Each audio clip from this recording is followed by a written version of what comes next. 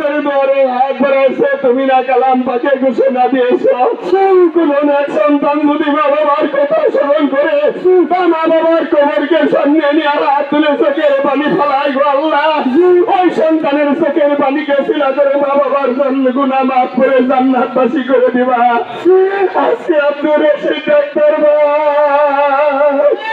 সারা জীবন তোমার বন্ধু আমার খাজা বাবা শম্ভুগঞ্জের গোলামি করেছে, শেষ মুহূর্তে তোমার বন্ধু আমার খাজা বাবা সাহেবের শরীর গোলামি করে করে আসছি বিদায় নিয়ে চলে গেল গো মাওলা। যার ইন্তেকালের খবর শোনা মাত্র সাহেবের শরীর বাবা যান আমাকে বললেন আপনি আর এক মুহূর্ত দেরি করবেন না, অতি তাড়াতাড়ি ডাক্তার সাহেবের কাছে আল্লাহ তোমার বন্ধুর কদমের খাতিরে আমার ভাইয়ের কবরে যখন আমি হবে মাওলা, আমার দল নবীজির দিদার নসিব করে দিও, সল জব দেওয়ার তৌফিক এনায়েত করে দিও আল্লাহ। আমি একাই হাত তুলি না, এখন অনেকগুলো হাজি সব হাত তুলেছে আল্লাহ।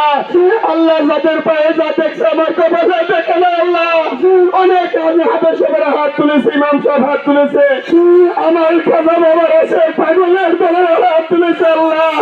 কার হাতটা পছন্দ এই বন্ধুকে শিলা করে মহান্দার কবুল করে নাও।